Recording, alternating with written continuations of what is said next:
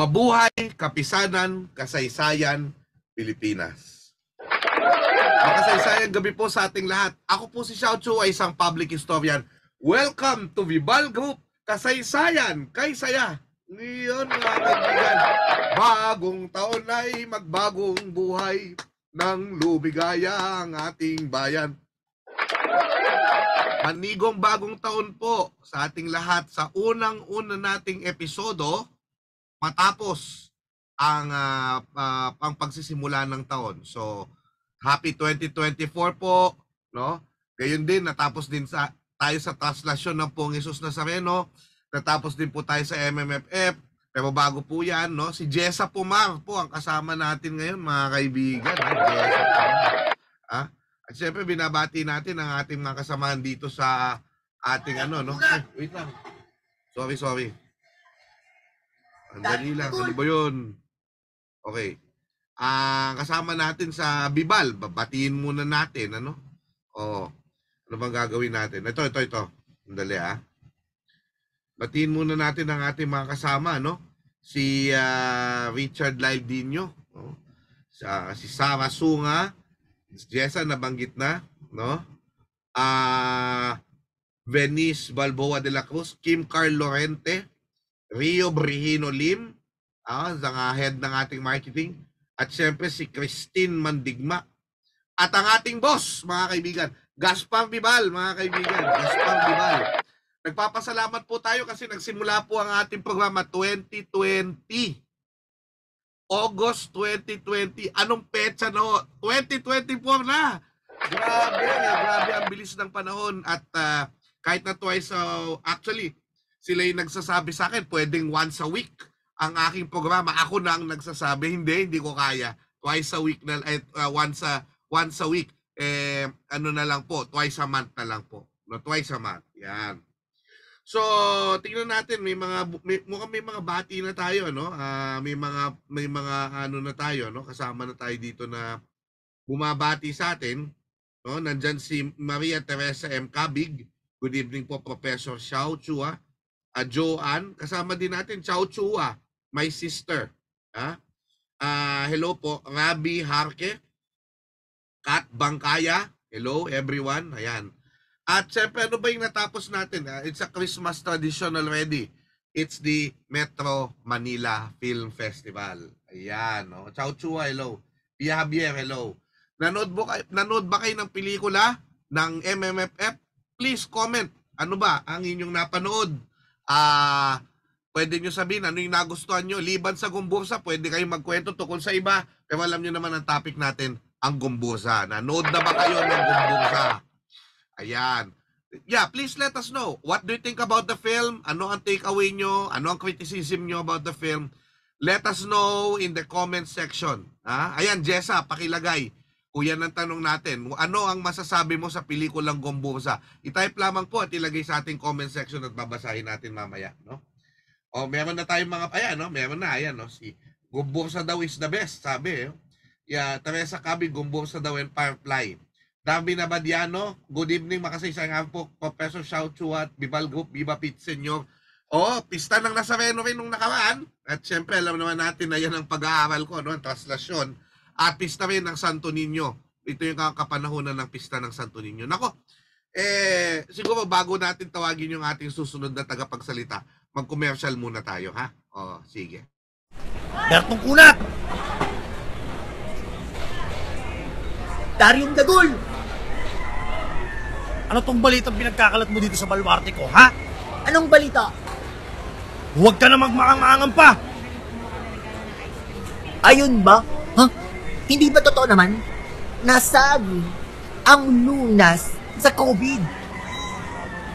Alam mo ba kung nasaan naman kang mayaw? Nasa naga talaga yun. At higit sa lahat, fake news talaga yung EDSA Revolution. Ungas ka ba? Ano ba pinagsasabi mo? Saan mo pinagkukuha yan? Siyempre, nag-research ako, no? Sa Tuktuk University. Palibasa kasi at umugot ka na at laos, kaya hindi mo alam yun. Ano, ha? Lord naman! Magpaulan ka naman ng katalinuhan!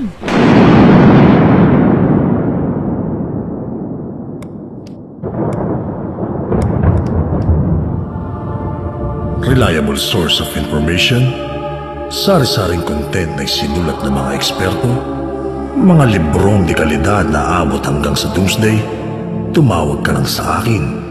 By the way, hindi ako si Lord. Ako si Vibal. O pre, tingnan mo to. Di ba sabi ko sa'yo, totoo ang EDSA Revolution? Ah, oo nga no. O tapos ito, wala pala talaga sa Naga ang bulkang mayon. Sabi ko sa'yo eh.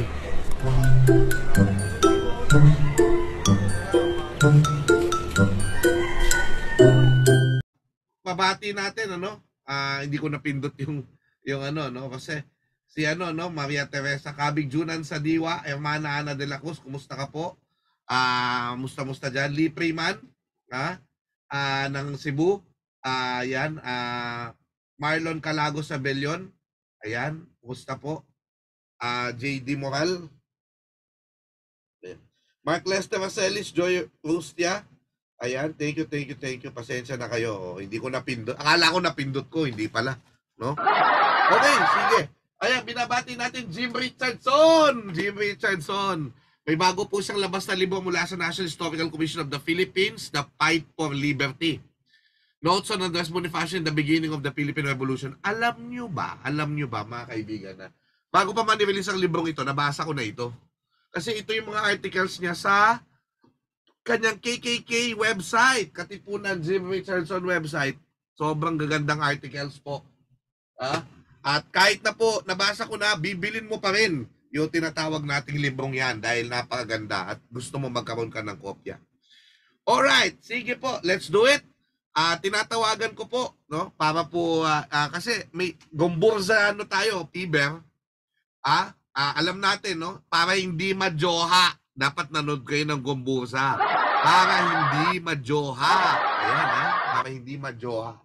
At gomburza, of course, ang mga pare, eto na po.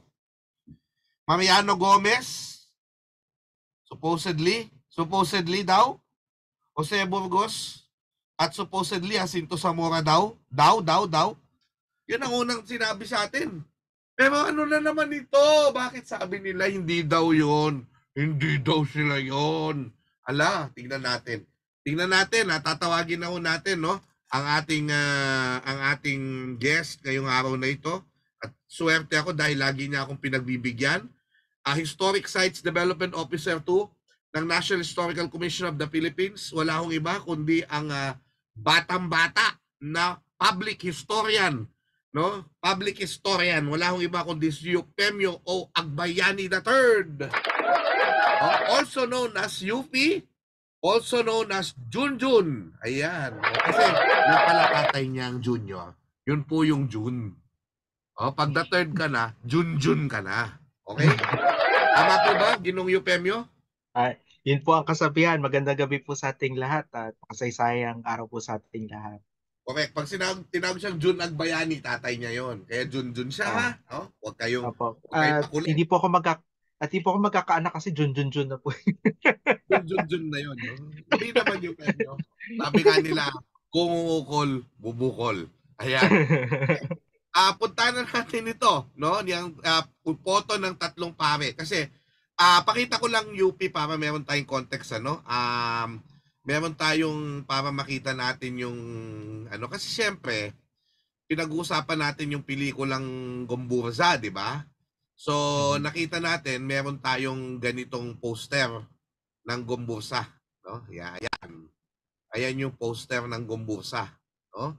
Eh, papakita sa atin ni UP kasi ito yung famous di ba? Tsaka di ba ang sabi nila nilagay daw ito ni Jose Rizal sa kanyang nobelang El Filibusterismo. Ayan daw, di ba nakalagay dito sa t-shirt ko? Na galing sa Filibustero. Anong masasabi mo dito na saan ba galing itong litrato muna na ito? Ayan. So sige po, pakita ho muna natin yung original inspiration nung naging pabalat na nga daw ng El Filibusterismo at saka ng yung t-shirt ni Sir Xiao, no? Ito po yung sinasabi nilang litrato daw ng tatlong paring martir, nabanggit na ni Sir Xiao kanina na generally accepted na itong nakaupo ay si Burgos. It, actually, minsan naguguluhan ako kasi may iba nagsasabi ito nasa gitna si Gomez. At ito nandito sa bandang kaliwa, yung nakapabewang, yan daw si Zamora. Correct. So hindi hindi sila lahat nag-agree, no? Pero napaka-iconic po nitong litratong ito na yun nga nakita na natin siya sa pabalat ng Gomburza na feeling ko ina-achieve talaga yung itsura nung original photo kaya di nila pinaputi yung buhok ni Dante Rivero kahit advanced naman na yung age niya, Sobrang no? tanda na niya, oo. Sobrang tanda na niya, Ibig no? sabihin, nagtitinda Ah, si Padre Gomez. apparently, di ba? Ah, so gusto nating talakayin saan ba galing ang picture na yan? At sino ba nagpakalat ng picture na yan? At sila ba yan? Yun yung una eh. Kasi kapag Correct. tayo sa kasaysayan, mahilig tayo na nagbi-visualize. Gusto natin nakikita natin yung ating mga bayani. So kung may litrato, better. Kung wala, minsan iniimbentohan natin ang litrato para mas nakaka-relate tayo sa kanila. Parang yung mga santo natin itong, diba, Correct. sa mga Roman Catholics. Gusto natin nakikita Oo. natin ah, yung hinihinga natin ng tulong. O Halimbawa, kaya, si Pedro Calungsod, ba wala namang litrato yan eh. aba, Kaya oo, wala. sino yung dinadasalan natin? Basketball player yon mga kaibigan. Akala nyo ba? Si Ronald Tubig yun eh. AKA The Saint. Ha? Oo, kasi siya yung nakita Oo. ni nung nung Jesuit priest na, oy, pwedeng ano natin ito. Pwedeng Pedro Calungsod natin, di ba? Sige. Oh. So, itong picture na ito, nitong mga nakaraang taon, sinikap ko pong hanapin, saan po ba galing yan? Ano po ba yung pinakamaagang instance na mahanap natin? At kung meron po mas maaga pa lalo na mahanap yung ating mga tagapanood, pakisabi po sa amin at nang ma-update natin ang history ng litratong ito. Yung cover Pero nga ng ano, El Filibuste mismo. okay, sige, linawin muna natin yan, sir.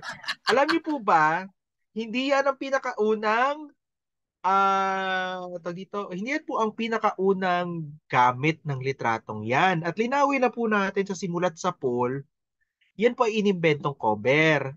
Hindi po tulad ng Noli na meron talaga din drawing na maganda si Sal. Ay, namatay yung aking camera. Na may magandang din drawing. Yung cover po ng El Filibusterismo, walang drawing. Leather lang po yan. So ano po yung nakikita natin? Yan po ay pinag-composite na first page na sinulat ni Rizal.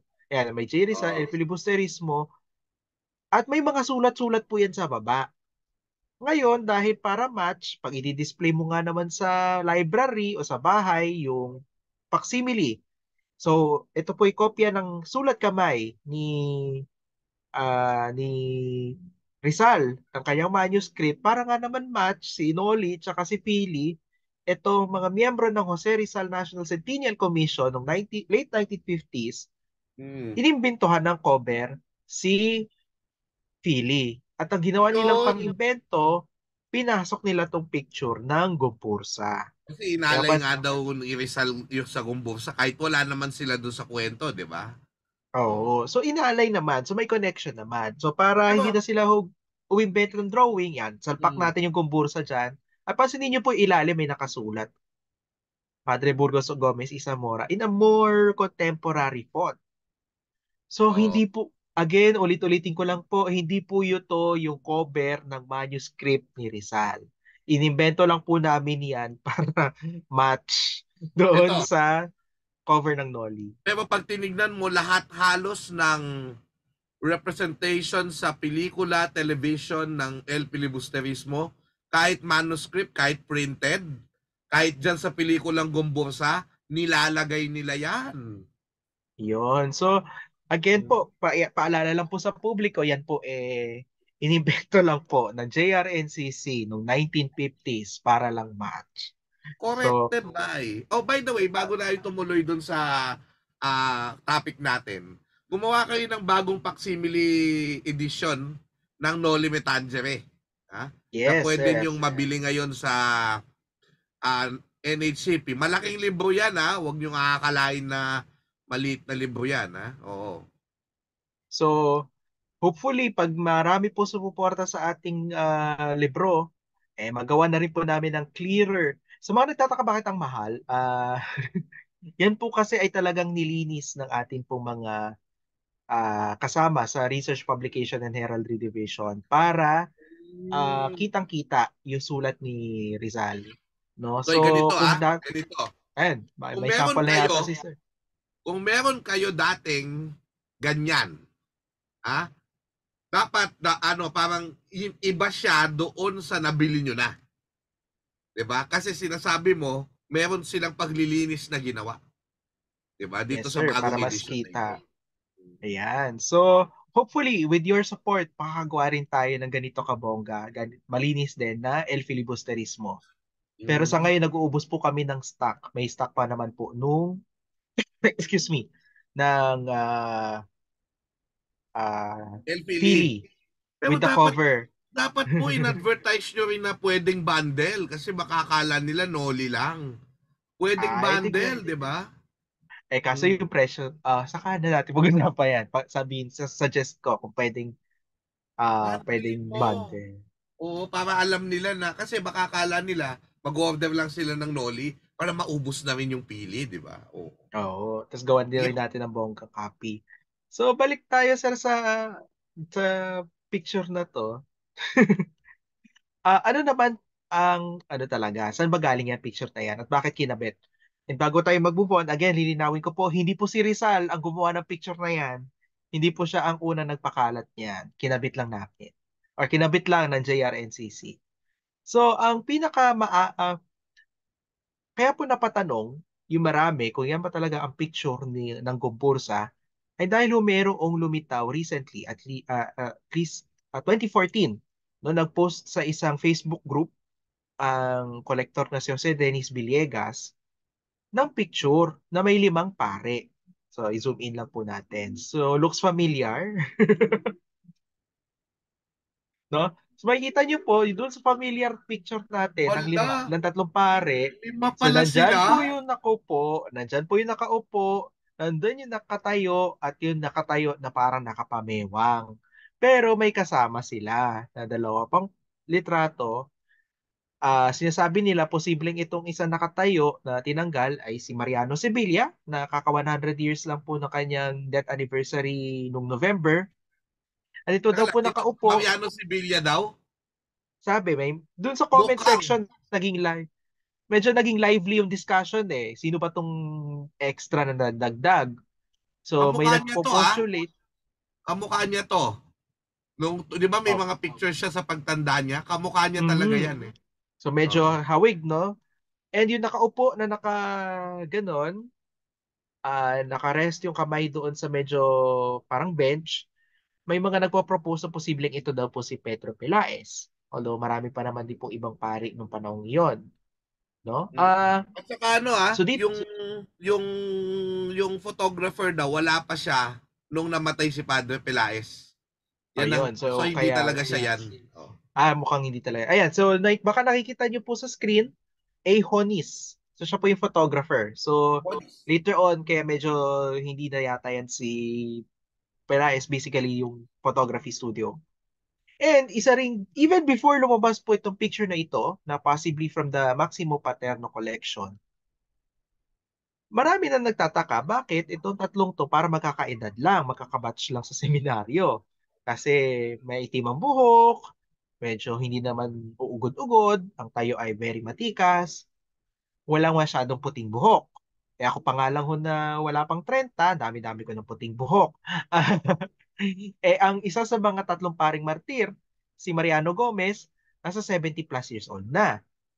Kung kung nung namatay siya. So malaki yung agwat niya kina Burgos at saka Zamora na nasa 30 plus years old nung sila ay binitay.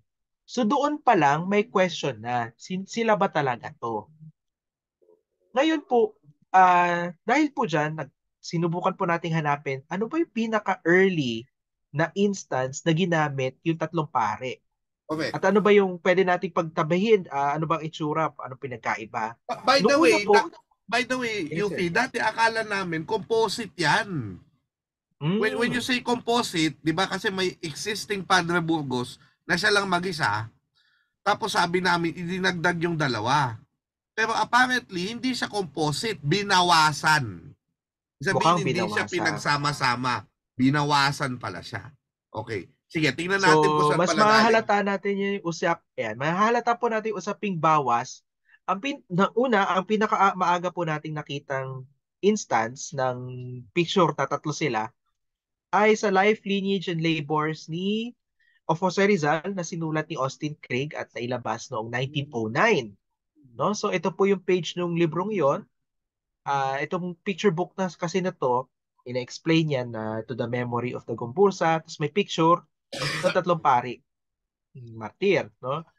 Ah, this is also a good reminder, no, na hindi porke sinabi ni Rizal ay tama dahil mali-mali naman po yung edad na ilagay ni Rizal doon sa death nung tatlong pare. Pero kidding that aside, this was the earliest that I could find.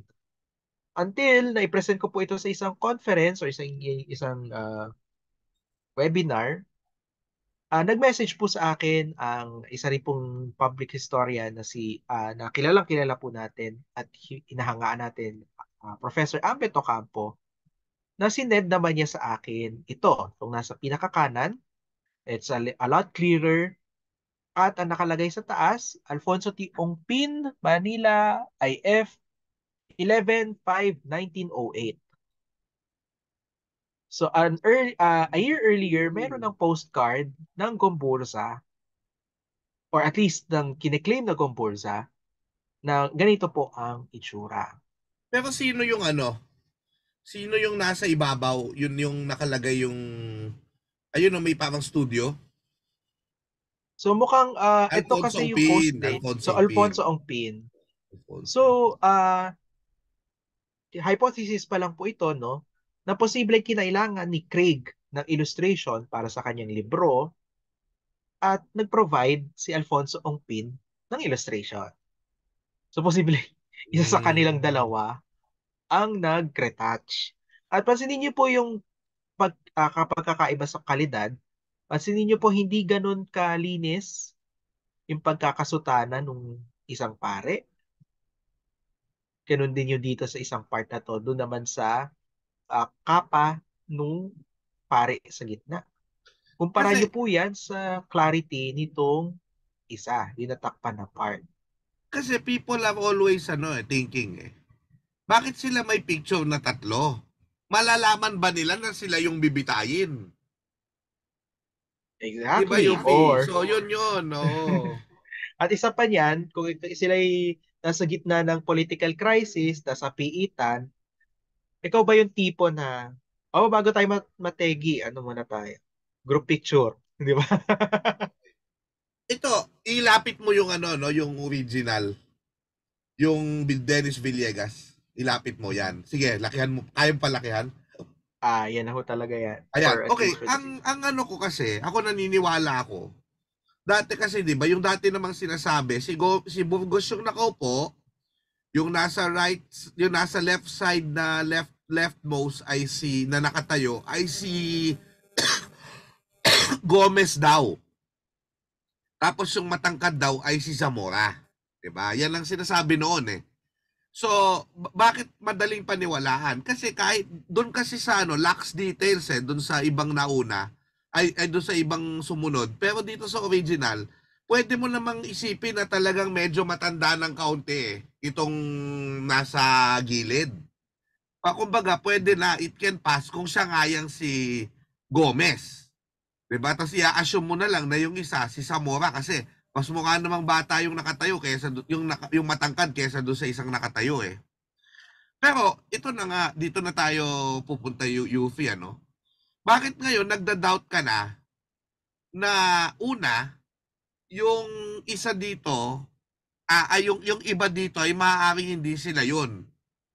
Not necessarily yung yung yung una, by the way, sorry, yung una maaaring ang Gomez dito pala ay yung matangkad. Maaari. posible po yun. Maaari, posible. At yung Zamora pala, siya pala yung nandun sa left. Mhm. Again dapat Gomez yan at Zamora, pero ngayon magiging Zamora Gomez. Or Mhm. hindi sila yan, 'di ba? Or pwedeng hindi si Gomez o hindi. Now, how did you ano yung ginawa mo? Kasi I think tumingin ka rin kung may iba pa bang images 'di ba? So, unfortunately, wala pa ho lumalabas sa solo pictures na mayroong inscription na ito si Zamora. Tapos solo picture na ito si Gomez. So, the next best thing that we can look at is how the community remembers them. Kung saan sila naglingkod, saan sila Correct. naalala fondly, no? Ang pinakamadali nating hanapan, well, so we just have to get it out of the way, si Burgos, kasi may mga pictures siya solo, and very consistent yung itsura niya. Na siya yan, na So ganyan yung pati yung Lamisita part ng... Pati yung Oo, so, Lamisita consistent din eh. oo, very consistent. And pati sa mga photographs niya, very consistent yung itsura niya. So we can get it out of the way yung nakaupo si Burgos. Sure na. No? And siguro kaya rin, gaya na nabanggit nyo kanina, kaya rin siguro pinag-isipan na composite dahil nga dito sa solo picture. Although dun sa solo picture, wala namang hawak na libro si Burgos. Nakaganon lang yung arm niya. Si Gomez, Nilagay na niya doon dahil sa bookshelf, doon sa pinatong na niya. So ngayon si Gomez, kung sino man ang tingin nyo doon kung sa kaliwa o sa kanan, ay gitna o kaliwa si Gomez, magugulat kayo sa itsura ni Gomez sa Bacoor, kung saan siya nag-serve ng correct. decades. Halos mag-50 years na siya Yeah. nakarampas ng ata ng 50 years siya sa Bacoor as Cura Parroco. Sa Bacoor, ganito po ang itsura ni Okay. Gomez. Ang mukha medyo elongated, ang Elongated, buhok mahaba. medyo white na o baka lang affect lang yan ng drawing at very visible yung pagkunot ng muka dahil sa edad. So very consistent ang mga taga Bacoor so kung paano nila i-depict si Mariano Gomez. At naniniwala ka rin na yung mga depiction na ito ay based doon sa kasi yung mga kunwari kung naabutan nila si Padre Gomez. Kasi 1872 nangyari yung mutin at sila'y namatay. Kung yan ay ginawa turn of the century, marami pang buhay na nakilala si Padre Gomez, di ba? Actually nga, napagawa ang monumento na yan. Ito nasa kaliwa, picture niyo yan, sir. Itong picture na nasa pinakakaliwa, pinasinayaan niya 1923. Mm-mm. So it's plausible na may mga bata noong 1872 na buhay pa noong 1923 Na na or mag-a-attest na ay kamukha niya. kamukha niya. At ito pa ang catch. Si Mariano Gomez may pamilya. Hindi na mayroon siyang natural na anak na doon sa confession niya, doon niya sinabi na yung pamangkin niya pala ay anak pala niya. And meron silang mga kamag-anak doon sa mga lugar, mga at tignan ho ninyo ang muka. Medyo pahaba talaga. Mm. So, dalawang bagay, kamag-anak, at saka kung paano siya naalala ng community, medyo mas solve ang tao or mas pwede nating gamitin itong gustong tawagin Bacoor image ni Mariano Gomez.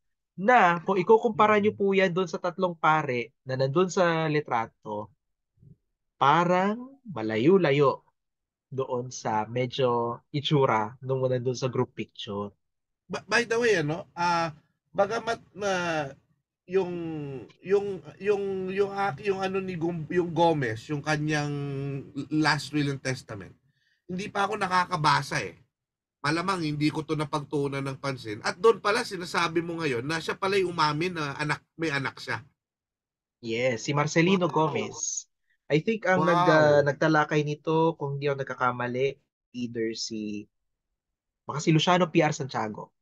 Kasi Paper niya yan sa Philippine Studies. tandaan natin na meron kasing nagpapakilala na anak sila, kaanak sila ni Padre Gomez.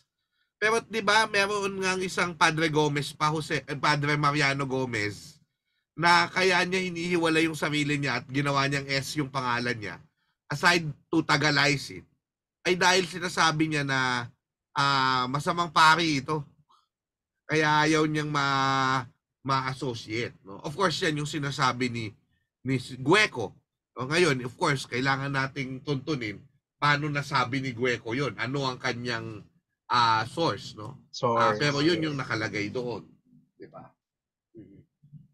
So yun po. So at least sa Bacoor, ganito yung itsura ni Gomez. At hindi siya katulad nung nandun sa group picture. Okay. Ang mas tricky po, si Zamora. Sige nga. Dahil ah palipat-lipat siya ng parokya so hindi siya nakaka-build ng relationship sa mga taga doon. Oh, by the way, gusto ko rin ipakita, ito sa Santa Cruz, Maynila, kung saan siya pinanganak, may Padre Gomez Elementary School, ay, high school. Tama, elementary school. Pansinin niyo po itsura, ganun din. Oo nga, no? Kung Kamukha saan- nung Bacoor. Baka mali lang ako ng pintura, hindi ko alam kung ganyan ba talaga itsura ng kasak ng isang pare. Kasi alam ko all black pero meron palang Oo. fascia. Hindi, ano Nagpa-fascia yan? din pala. Hindi yan, kulay lang yan na nilagay ng Ah, tao Trip niya lang baka baka namali sa Encarna to use a Encarna, Santo word, no? Encarna, Oo. Teka lang, balik mo yung tatlo. Balik mo yung tatlo. Yan. So, ngayon, tignan nyo kung sino ang mas kamukha. Ito daw yung maliit, yun ang daw sinasabing Padre Gomez. Tingin nyo malapit yung itsura ng Padre Gomez na yan? Doon sa nasa litrato? Sige nga. Oh. Di ba, Malayo. Yupi? Malayo, malayo. Ay, ito pa nga isang issue. Mas kamukha niya pala yung Padre Zamora na natukoy natin dyan na matangkad. Parang mas kamukha pa niya, mas ka-shape niya, tsaka mas kabuhok niya. So ako po Kaso ay mukhang bata ito oo, yun ang problema. Ito pa nga ho. Sa maraming depiction ni Zamora, ito isa pang gusto kong issuehin. Mahilig ako sa issue. Meron ding Nanginginig ka ay, yes sir. May kumakalat din na pinabatang Gomez. Hindi ko ho alam kung sino nag-drawing nito. Pero baka nakikita niyo po ito sa mga postcard, sa mga chart. Hindi ko ho alam kung saan hinugot ito. Posibleng pinabata yung nandun sa Bacoor image para mag-match doon sa nasa group picture. Pero hula ko lang po yon. Yan Pero po ay kung i-match mo yan doon sa nasa group picture, yan yung matangkad, hindi yan yung bilugang muka. yes. At ang bilugang muka mas na-associate kay Zamora. Mm. So pag pumunta ho kayo sa Pandakan, dalawa ang monument niya ho doon, isa sa Zamora Elementary School, na tinatayang existing na po yung statwa as early as 1966. Although nung nilapitan ko po yan a few years back, hindi ko humahanap kung sinong naglilok. And then 1981, ito naman po yung monumentong ginawa ni Anastasio Caido. Medyo bilugan ang muka. Oo nga, no. Ito malala.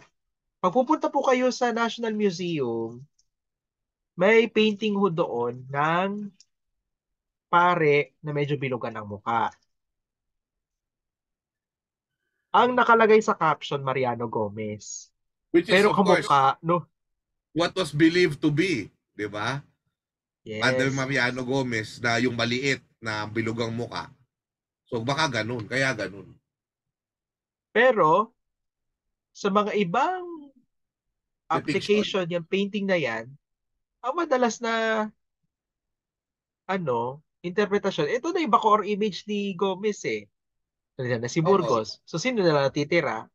E di yung sa Mora, na Zamora. bilugang muka. Nabilog ang muka. Oh. Unfortunately, wala ho kong alam masyado na kamag-anak ni Padre Zamora maliban doon sa mga descendants niya na naging part ng Yemelip, si Paulino tsaka si Nicolas Zamora, na medyo may pagkabilugan ng muka. Hindi ko alam kung iyon ay dahil sa majubis lang talaga.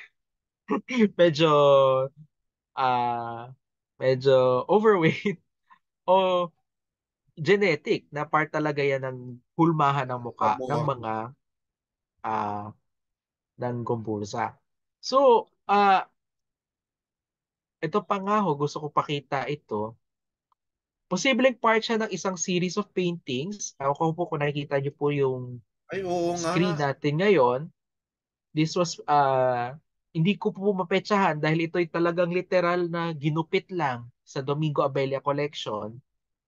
Mhm. Ah, nakita po akong kamuka ng painting na ito na inilabas noong Burgos Centennial noong Oh, 1938. So 1837 talaga siya pinanganak, pero dahil International Eucharistic Congress, pinush ang centennial niya ng isang taon. So may mga speeches, may painting, yan ang ginagamit itong Burgos. at And saka then you nabasa have, mo, amang solo siya, ah. so de un cuadro de Amorsolo, possibly Fernando Amorsolo, but also possibly Pablo Amorsolo. Correct. And itong gitna, may painting sa National Museum, de un cuadro de Amorsolo, credited to Pablo Amorsolo, pero nakapangalan ngayon kay Mariano Gomez. And meron tayong Padre Don Mariano Gomez, de un cuadro de T. Buenaventura. So, posible na may Nakamukha set nung nasa noon, Bacor. nakabuka no nasa Bukor. So, it's possible that there was a set of these three that was displayed in the National Museum or in a more or less in the same collection na ang nag-survive na lang ay yung Zamora at na-label pang Gomez. Gawa ka na lang UP ng composite picture nung tatlo, tapos ito na yung isalpak mong mga mukha. Oo. So, posibleng, pwede natin gawin yan. In fact, may isang nag-attend po niyan sa Sining Saysay, hindi ko lang po nakuha yung pangalan ng artist. Medyo ingenious yung ginawa niya. Ginamit niya yung composite image or yung picture na pamilyar tayo, pero tignan niyo po, pinatanda niya yung Gomez. At ito yung sinasabi niyo ho, ang nasunod, si Gomez yung nasa dulo at ang nasa gitna ay si Zamora. Pero ang problema nga dyan, yan nga si Zamora eh. Dapat ang pinatanda niya yung matangkad. Oo. Di ba? Oh. O pero of So course ngayon, di ba kasi, ang naka understanding ko kasi talaga niyan, ito talaga si Gomez yung maliit eh. Yun ang understanding ko talaga dyan noon eh. So, pareho kami, dahil wala pa naman yung pag-aaral mo noon, talagang yan ang gagawin niya. Patatandayin Mhm. niya yung maliit.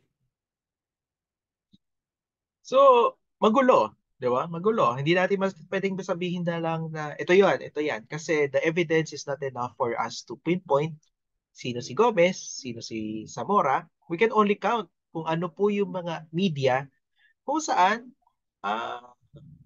ito yung ginawang Gomez, ito yung ginawang O yan. Zamora. Ito, Until we find a source that directly says ito siya, o ako yung nag-forge niya, ako yung nag-composite niyan, oh, ito yung gusto kong mangyari.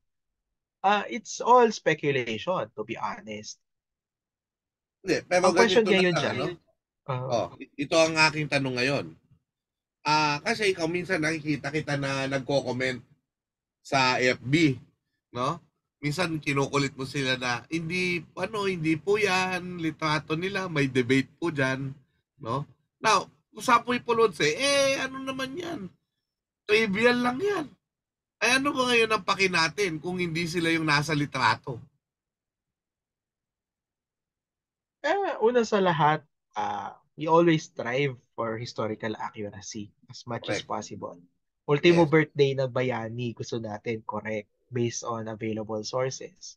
Mm, mm, mm, mm, mm. So, yung mga imahen, kung hindi po natin maiintindihan kung ano po yung historical circumstances behind those images, we might be confused with what they really are. Isang classic na example na nga ho nito, yung akala natin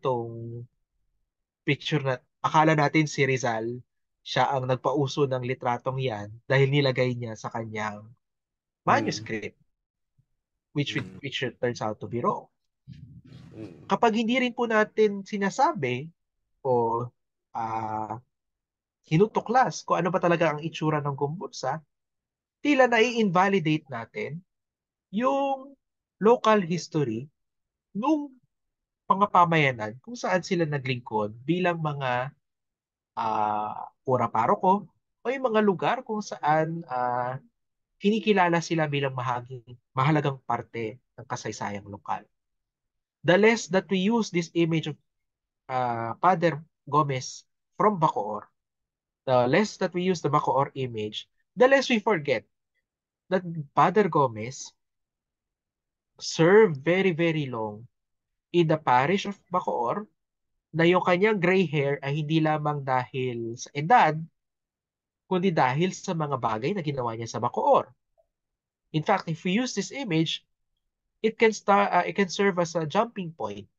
No, bakit kaya itsura niya? Bakit ang tandaan niya? Anong ginagawa niya sa Bacoor? Bakit siya love ng mga taga Bacoor?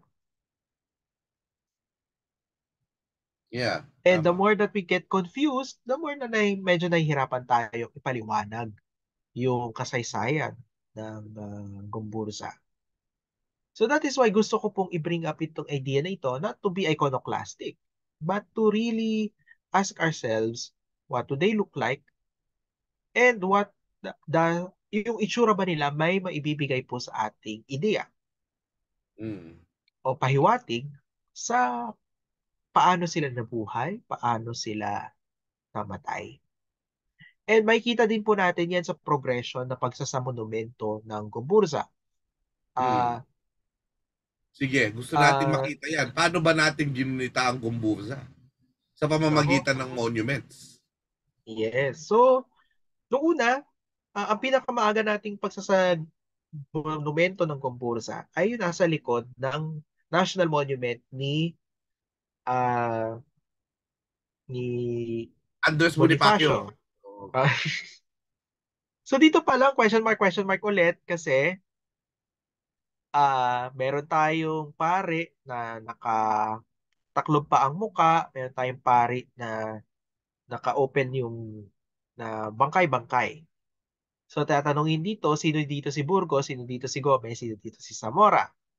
Does it matter? Not necessarily. Pero ang sinasabi, si Burgos yun na natitirang nandun pa sa Garote.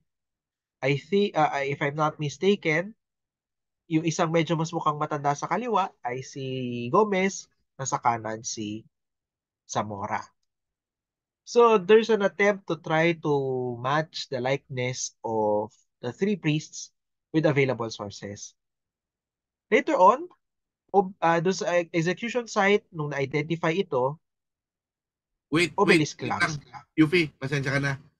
Gusto ko lang ibalita sa'yo na umaabot tayo sa 90 to 100 audience today. Ilan po? Box office, 90 to 100. Ang audience Oh, natin, box office po tayo ngayon. Kakaiba po ito mga kaibigan. So binabati ko po lahat ng nanonood. Salamat po. Arios Raposa, sa Andre Lupera, No Rebel from Gingog City, Nathan Carlos, BTIS SDO, Kent Gabriel A. Peña from Pateros National High School SDO, Cecilia Bukay Duyan from SDO Taguig City. Mamaya yung tanong ni Ferdy Aparticio, no? Elsie Cute Paharin from SDO Tapat, watching from WBNHS SDO Tapat, JD Javier. Hello from Dasma, Adrian Miranda, Angelo Parasco Coros from Nueva Ecija. Ayan. Yun. Mahalaga to kasi ito na. Kanina ito na yung sagot sa tanong siguro. Sabi ni Ferdy Aparticio, nararapat po bang mailagak ang monumento ng ganyang ilustrasyon ng Gumbursa kapalit o dagdag sa marker upang lalong makilala pang tatlong paring martir tulad ng kay Gato Rizal sa Luneta. So, ano tong nakikita natin dito? Sa Luneta to di ba? Opo. Bale, yan yung nasa luneta, mas memorial tablet lang siya, marker. Ayan nga, may nasita Obelisk. nga siya dyan.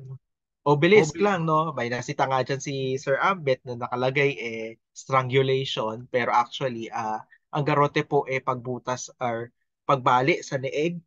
So, meron po yung inaano sa likod, parang pinipihit para mabali agad yung leeg. Siyempre, hindi natin alam kung yan ba talaga mabilis at painless way of dying, pero yan daw ang theory ng mga Espanyol kung bakit gusto nilang ginagamit ang garrote, no? So, medyo mapapansin natin yung pag-iwas sa paglalagay ng visual representation ng Gomburza. Even po doon sa Filipino Struggles Through History ni Carlos Botong Francisco noong 1964, pansinin niyo po yung Gomburza, lahat pare nakataklob yung ulo. So, wala kang masasabi ako sino si Burgos, sino si Gomez, at sino si Zamora. Basta tatlong pare ginagarote. Ah, and nagpapatuloy yung reluctance. Um, yung official mural na pinagawa ng ah, Burgos Gomez Zamora Centennial Commission to help promote the Centennial. Ito po ay naka-display ngayon sa Cultural Center of the Philippines. Mas lalong di mo malaman kung meron ba diyang Burgos Gomez at Zamora. Very Pero allegorical. napaka-modern. Paka-modern, ano? Very Tapos kakatakot. official painting yan. Yes, so yan talagang may mga news clippings po ang Gomburza Centennial Commission Collection ng NHCP na binabalita nila yan, na i-unveil nila yan sa Cultural Center of the Philippines. Ayan. So it's Parang more Pinocchio of eh. Parang Pinocchio eh. parang horror Ah, nga. kamay ba yan? Kamay ni Jesus. Bakang Ewan. kamay. Kamay Hindi, ni may kamay na si Jesus. Jesus ayan, no? May kamay na eh. So ano yan? Pinocchio? Ilong ba yan? Nung tatlong pare, yung mahaba? Ay, hindi ko alam. Actually, I'm so sorry, hindi po ako magaling sa abstract art, pero Parang hindi ko pang-is alam. lang gumawa nito eh. Parang punk eh. Oo. Punk's not dead, no? Oo. Oo. So, talagang mas interesado dun sa tawag dito, abstraction. Although may submit yata sa national competition for the national monument, di namin matukoy kung sino ito at na mukhang gagamitin ay totoong muka. Pero ito ay maket lang, so hindi natin ma-judge exactly who is which, no? At hindi rin natin ma-judge yung like sino kamukha niya, no? Pero ang title ng maket na ito ay Miserable, no? Miserables, no? Miserable Ah, sa French. Miserable. Oo. So, pero may ganyan. So, Teka, eventually ang maket. ayan, Teka lang ha. Maket. Ano yung maket? maket. Ang maket po, yan po ay isang maliit na version ng isang statwa. So kadalasan ginagawa po yan ng isang artist para ipakita, alam mo, monument, malaki. Just to give yung, kung may nagko-commission sa kanya group or patron, bago Oo. ipagawa yung malaki, papa-approve muna yung maliit. Akala ko nagbe-baby talk lang tapos sinasabi, maket, maket. Bakit? So yun po yan. Yan po yung maket. No? Eventually, ang napili, very abstract din. Yung kay Solomon Saprid, Tapwid. this was inaugurated sa Plaza Roma noong 1972. At pansinin niyo Sa po, Roma sa Manila Cathedral. sa harap ng Manila Cathedral, so pansinin niyo po na hindi na ganun ka pronounced yung mukha. Hindi siya very specific na alam ko si Burgos to, alam ko si Gomez, alam ko si Zamora to. Wala. Perhaps, yung idea na may tatlong paring martir, yun na yun. At ano yung, meron kang pare who is very defiant, meron kang pare na nakasaklob, nakikita nyo yung medyo talagang lungkot-lungkot, meron din na talagang ah nabibigatan, ganyan. So yung emotion associated with the execution of the Gomburza, yun yung piniling i-highlight rather than how they really looked like. Hello po. Ayan. And sa UP, ang mga 1980 siguro ho ito, ganun din ang itsura ng Gomburza. Very abstract. Ang nag-attempt na lang ulit to try to depict the Gomburza using their faces na medyo accurate ay may attempt si ang kilalang iskultor na si Toym Imaw ng Kamalayaan. And ito yung masaklap. Dahil hindi nagawa ang research agad, Pagpunta niyo po ng Lucena, meron po sila tinatawag na Heroes Lane at ang itsura po ng Gombursa ay ganito.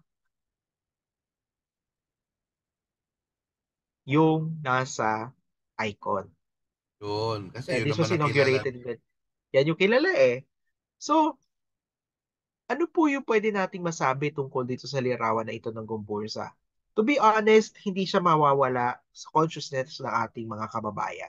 I doubt na merong ah I doubt na ida-doubt yung itsura na ito. In fact, Mm. nung nag 150 ang Gombursa, ang logo na ginamit ng NHCP, nakabatay dito. Wala ka bang kuha nun? Try ko humanap, no? Hanap ka kasi ang Ah, saya nun eh. pakita lang ho natin, Sorry no? to say, no, kasi it is sa Untold Stories. Nung daw yun na inunveil at ang laki-laki, nagulat na yung mga tao tapos parang they don't know how to make of it. Di ko na alam Oo. yan. Oo, may Hindi ganun na po ako nagkwento sa akin. Kasi daw bakit, hindi na- bakit parang in your face? Parang ganun. Sorry dun sa gumawa kung Ah, sino man yun, ano? Hindi ko niyayari yung logo mo. Susumbong ko kayo. I'm sure napakagaling nun. Pero basta kinuwento lang nila sa akin nung nagulat daw sila bakit ganun daw yung logo. But it's okay, no? Yan ang interpretation niya eh. Tingnan mo yung logo. I want people to see. It's very beautiful actually, ano? Ako gusto ko siya. No? Saya. So, Eh, ito yun, sakto meron pong oh, di side ba? by side. Oo, panalo. Oh. Ano yung So, 150? yan Paano po siya yung itsura naka-passion? pa. Yung 150, tignan mo kung paano naka-passion. Baka kasi kayo kaya kasi upuan kasi yan. Upuan yan ng Ginagarote! garote. Upuan Ginagarote! yan ng garote. Kayo talaga, baka may Hindi, iba kayo parang hindi. nakikita. Parang ang sabi kasi parang ang makab. Parang in your Ah, face naman na bakit yung way of death nila yung ginamit para doon sa 150 logo. ganyan talaga. Ganun eh. Di ba? Oo, dyan sila naman nakilala eh. Tsaka So, pero inupuba pansinin naman nyo ng nga po. Madcom yan. Oh, di ba? Oo. So, pero pansinin nyo, yung mukha pa rin nila, yung picture pa rin nila yung ginamit. Eh Kasi wala yan pa yung yung study naaalala mo eh, natin di ba? sa bagay. Hmm. And, dyan sila naaalala eh. So, Hmm. ako personally, I am not calling for everyone to abandon this photo Abolish. or to abolish or to abandon it or to say it's wrong. Kasi I cannot give you a 100% proof that it is wrong. Just as much as we cannot find 100% proof that it is the actual photo of the Gumbursa. Okay. What is important is it is an icon.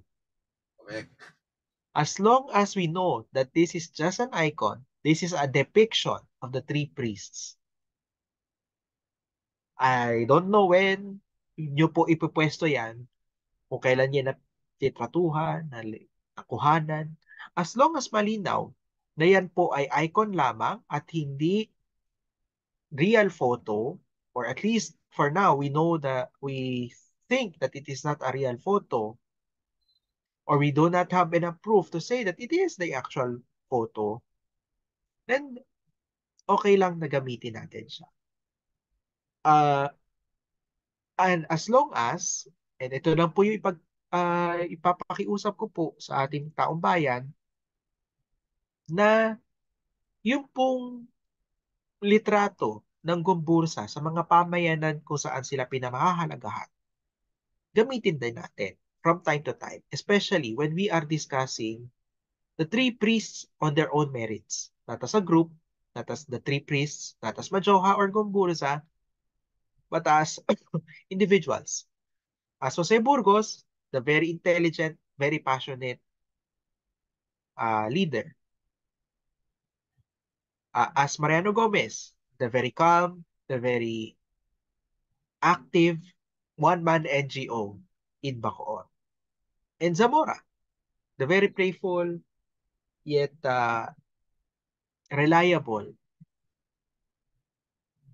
priest of many parishes who Hmm. may have been at the wrong place at the wrong time, but whose death inspired the not just a political revolution, but also a spiritual revolution in the Philippines. He may not Mm. have known it at the time, pero yung mga kamag-anak niya ay magdudulot ng malaking pagbabago sa pananampalatayang Kristiyano sa Pilipinas. So, ako po ay in favor of using this image as an icon, but also in promoting the individual images of the Gumburza para magamit natin siya in learning about the three priests as individuals.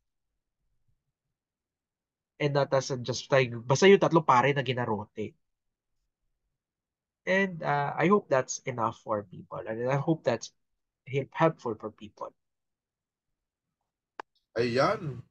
Well, thank you, Yuffie, kasi maliwanag yung presentasyon mo na these are icons.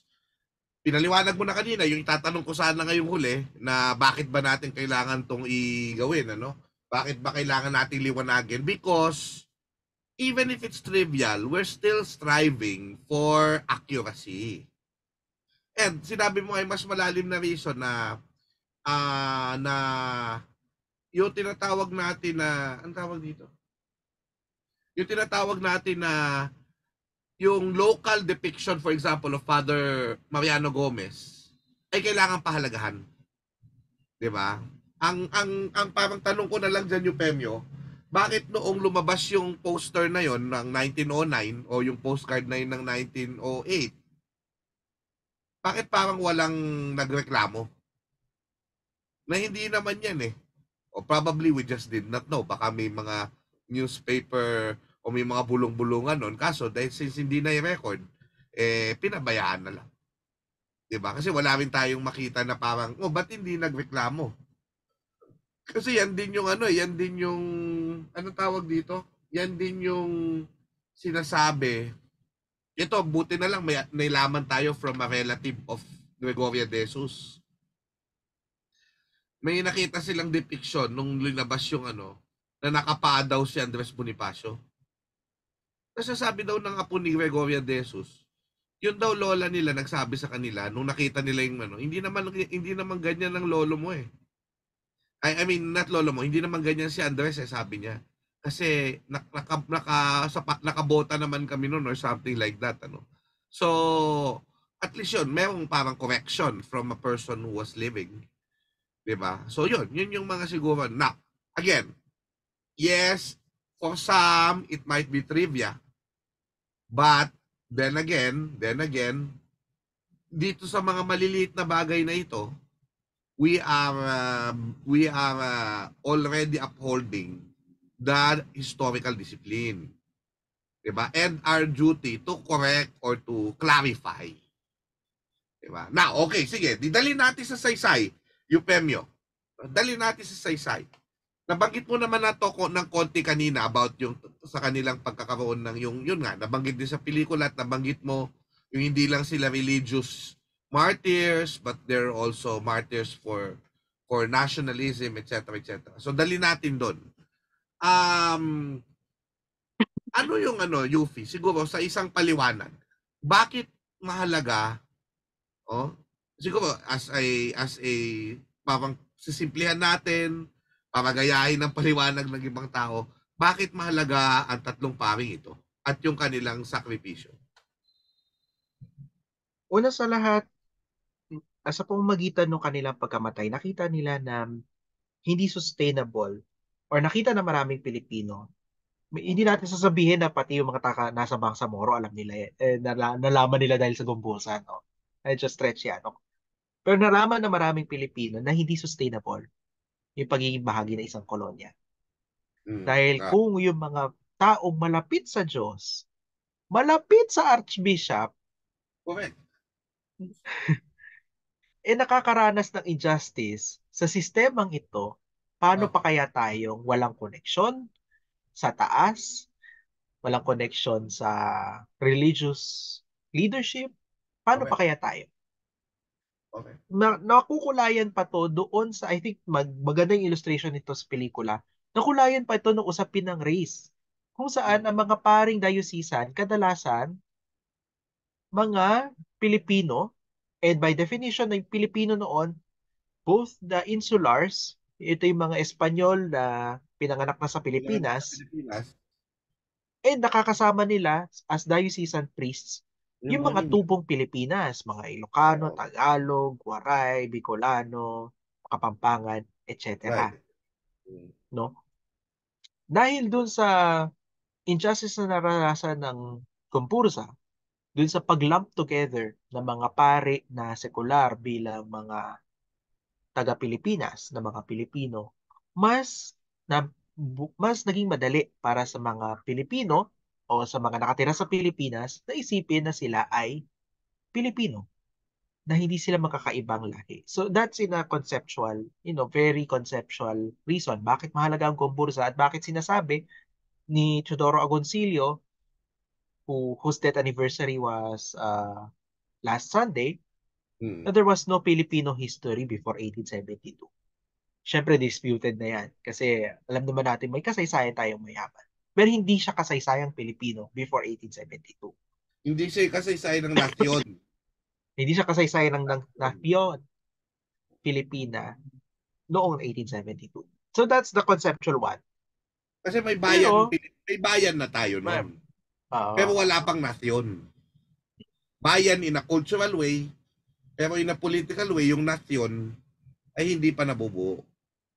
ayun. So thank you po sa paglilinaw na yan, Sir Shao. Pero in a personal, pag i-explain nyo rin sa mga bata, baka hindi nila magets yan eh. Ay kasi pare, Pilipino. Pero just imagine if you are someone from Bacoor, Mm. yung pare ninyo, love nyo, ayaw nyo na nga paalisin, nagstay na sa inyo, hindi nyo pinitisyon si Bishop na ipalipat sa ibang parokya. Kasi wala siyang ginawa kundi tumulong sa kapwa, pagpababa ng mga rebelde, tumulong sa mga friend, sa mga may hirap, biglang binitay. Kasi ni Red Tag, or sorry, tinag sa isang mutiny. Anong Mm. mararamdaman mo? Correct. Kung ikaw, kamag-anak ka ng isang very promising priest na tama ba? 7 or 8 doctorates? 7 degrees, 2 doctorates. 7 degrees, two doctorate, sorry, Two two of of them them, doctorates. Diyos ko, ako nga, di ko matapos yung thesis ko sa masters. Ah, ah, imagine, very brilliant person na sinasabi lang naman, ito yung rules eh. Dapat pag ang priest ay parish priest na diocesan. Gusto lang namin implement yung rule na yon. Binitay. Kung ikaw ka mag-anak ng isang pare na perfect man o hindi yung ugali, nagkamali, nagkataon lang, nakasabayan sa paghuli, makita mo ganyan yung nangyari, ano maisipin mo? Na walang katarungan sa mundo. This needs to change. Kailangan ko bumuo ng isang lipunan, kailangan ko bumuo ng isang lugar kung saan hindi basta-basta nadadampot yung pinakamababait sa atin at Correct. pinapatay na katulad ng mga pinakamasasama sa atin. Parang yung no? Yung Florante at Laura. Yung Sa loob at labas, kapag masama, tayo na sa... correct. Sa loob at labas ng bayan ko sa kaluluwa na siya nangyayaring hari, di ba? Dahil yung lilo, yun ang sinusuba ng insenso at pinupuri. At yung mabuti, yun ang umiiyak, yun ang inaapi. 'Di ba? Kasi lagi ko sinasabi sa mga talks ko sa DOST, yung masasama, yun ang maraming likes. Yun ang pinapanood niyo sa social media at yun yung hinahalal niyo sa pwesto. Mhm. 'Di ba? Yung mabubuti, yun ang umiiyak, yun ang inapi, yun ang kinukulong. 'Di ba? Nakakalungkot. So, yun din, maganda na bring up niyo po, sir, yung Florante at Laura. Yan po dapat ang tinuturo niyo po sa Pilipino, pag Florante at Laura. Bakit sa lahat-lahat ng awit at korido sa buong Pilipinas, yan ang nasa grade 7. Kasi po, Oo, hindi lang po yan trip-trip lang. hindi Meron ang po kwento yang lang. Hindi lang kwento. subtext. Oo. May dahilan kung bakit kinabusado po yan ni Apolinario Mabini from cover to cover at naisulat pa niya from cover to cover sa Guam. By At the yan way, din yung sentiment. Yes. sige, tuloy mo. At yan din yung sentiment. Yan. Kaya, kaya, yung verses po na yan, yung sa loob at labas ng bayan ko sawi, yung o pagsintang dakila, ahamakin ng lahat, masunod ka lamang. Magandang hina-highlight natin pag nagtuturo ng Florante at Laura. Yes, sir. Sige po. Binabati ko lang Biner Laurito Diaz ng Cebu, ng Cultural and Historical Affairs Office, Chow, no? Sayang kasi kung magawi ako ng Cebu, kaso wala naman akong pera. Alam mo naman pag pupunta ako sa Cebu, lagi libre, no? So, lagi may nag-invite sa akin. So dahil wala naman nag-invite sa akin, pero alam mo, Biner, kasi imbitado po kayo sa Fiesta Senior ngayong Biyernes. Sa totoo lang, pangarap ko yun eh. So gagawa ako ng paraan na siguro once in my life, wag lang akong mategi, no? Agad, no? Knock on wood. Wala yung wood ba dito? Hardiplex pwede naman. Ito wood yan. Oh. Gusto ko talagang maranasan ng sinulog. Oh. Na ipinagmamalaki ng Cebu. Viva Pete Senior, no? Batubalani sa gugma ang ating Senior Santo Niño. Ito siguro ganito, no? Marami ng reviews ang gumbo sa mula sa historians. Ayoko ng, alam mo, ano na yan eh, kumbaga, basahin nyo na lang yan, Ambito Campo, Xiao Chua, no? Alvin Campomanes na napakahaba, no? Marami ng review tungkol sa Gumbursa ang iba't ibang historia ng iba't ibang mga tao. Tapos marami na ring discussion. Pero gusto ko lang dagdagan kasi kahit si Bunny Biernas, nagko-komento siya, although hindi niya napanood yung film, nagko-komento siya about yung kung ano nga ba yung naratibo. No, kasi 'di ba, nagbalik sa hanggang kay Hermano Puli eh. 'Di ba? Pero tandaan natin, nagbalik kay Hermano Puli, maganda kasi inugat sa indigenized Christianity. And then, alam natin na itong group, although hindi pinakita sa pelikula, na itong grupo ni Hermano Puli, na alam natin na ito yung palasak kasi, na si Hermano Puli daw ay nag-apply sa mga paile, pero hindi tinanggap. Pero alam nyo, hindi natin alam kung talagang hindi siya tinanggap dahil sa kulay niya o dahil wala siyang pera. Kasi di ba kapag pari ka, kailangan kang mag-aral. Di ba? Yun naman kasi yun. Kaya nga yung mga paring Indio na naging pare, nakakapag-aral sila kasi may pera sila. Especially after the opening of the galleon trade. Sa panahon sinasabi ni Ryan Palad, it's very possible na hindi totoo yung kwento na ni-reject siya sa pagkapare. Dahil sa kanyang kulay. At yung pagpunta niya sa Maynila ay hindi dahil gusto niyang gumawa ng grupo, kundi may grupo na siya talaga. At ito yung Cofradia de San Jose. Bago siya mag-apply sa pagpapare o eventually natanggap siya bilang donado sa San Juan de Dios Hospital, Hospitaliers of St. John of God. So, anyway, that said, hindi naiiba naman yung kwento kahit na yung very little detail na yon na parang racist pa rin kasi eventually, dahil puro Indio lang ang nasa Cofradia de San Jose, nilusob sila. At tandaan natin na ang paghihiganti ng mga taga-Tayabas nangyari nung Tayabas Regiment Revolt of January 20, 1843. At nilusob nila Fort Santiago, nanalo sila for a few hours tapos natalo din sila at pinagpapatay yung mga leader.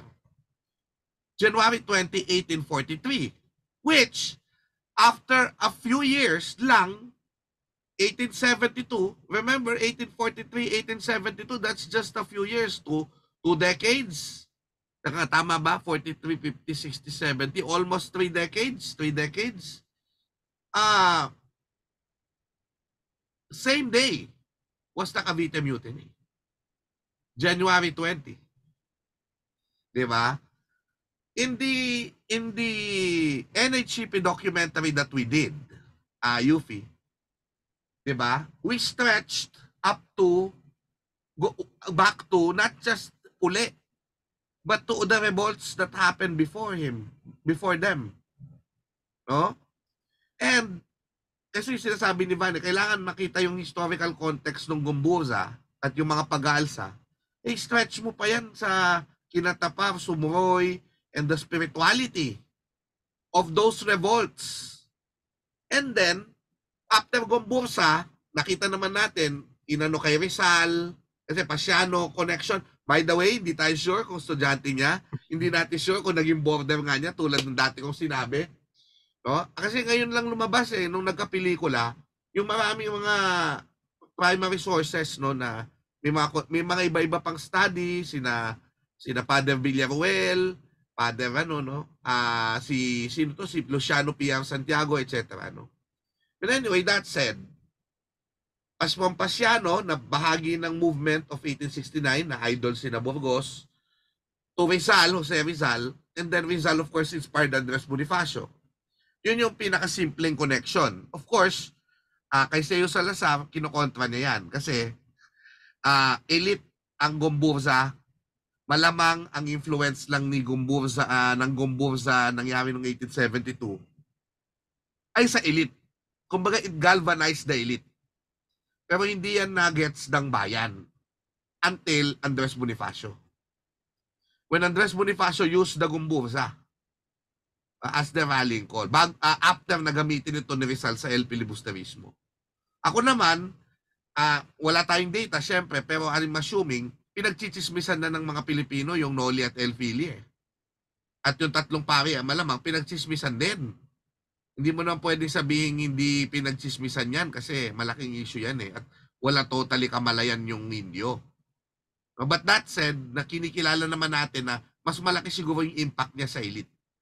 Dahil sila yung nakakaintindi ng liberalismo nung pinaglaban ni Burgos.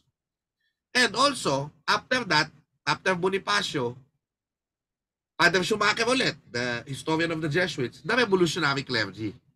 Medyo doon, ako I admit, nagkulang I claim responsibility kasi ako ang consultant ng Gomburza documentary. Although may consultant akong kasama dyan, kaso nag-back out siya, ayaw niyang ilagay yung pangalan niya. No? Although nasa acknowledgement siya. At siya talaga yung naunang consultant. Anyway, salamat sa taong yon, hindi ko nababanggitin. No? Ang nangyari ay, hindi ko nasabi na dapat isama si Aglipay. Diba? Kasi Mariano Sibilia, Revolutionary Congress, and Gregorio Aglipay. Diba? Kaso kasi syempre, you can only put only a few details in one sitting.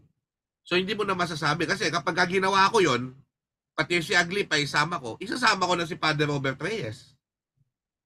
Dahil siya yung nagtatag ng Gomburza, di ba? Agbayani, Eufemio, nung panahon ng martial law. Di ba? Et cetera, hanggang ngayon sa revolution na yan. Hanggang kay Cardinal Sin na yan, di ba? So, ano man... Ay, sir, may sisingit ako dyan. Sige, tuloy natin. Yung Zamora. Ayan, sige. Si Paulino. Pakikabit si Zamora. Kaya ako bilang protestante, medyo mahalaga sa akin ang Gomburza kahit ako'y protestante. Si Paulino Zamora, nagsimula siya mag-out dahil sa pagkamatay ni Jacinto Zamora, na tiyo niya.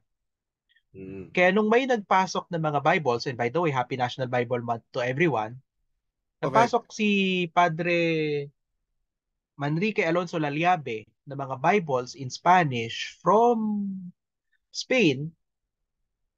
Pinasok niya sa Pilipinas. Ang mga unang nakatanggap, ayon sa kwento ng ay itong si Paulino Zamora at saka si Luis Yangco, who was a shipping magnate at that time. Kaya by the time na dumating ang mga Amerikano at meron silang ipinakikilala na bagong forma ng Kristyanismo, isa sa mga unang yumakap nito, si Paulino Zamora. Yun nga lang, nagsispanish lang siya. Ang misyonero Amerikano, kailangan mo na interpreter. Ang naging interpreter, si Paulino Zamora, na eventually ay magiging kauna-unahang Pilipinong pastor At dahil nababagalan siya, nakikita pa rin niya sa mga Amerikano yung racism na nakita niya doon sa mga Spanish friars. Itatatag niya yung sarili niyang, magtatatag siya ng hiwalay na simbahan, ang Iglesia Evangelica Metodista en las Islas Filipinas. So even in the Protestant history of the Philippines, makikita natin yung influence ng Gomburza. At yan ang kwento na pinaninindigan ng Yemelif at ng mga kamag-anak ni Nicolas Zamora. Kahit may iba na nagtataasan ng kilay, especially those from the Roman Catholic na ay hindi nila nakikita agad itong connection na ito.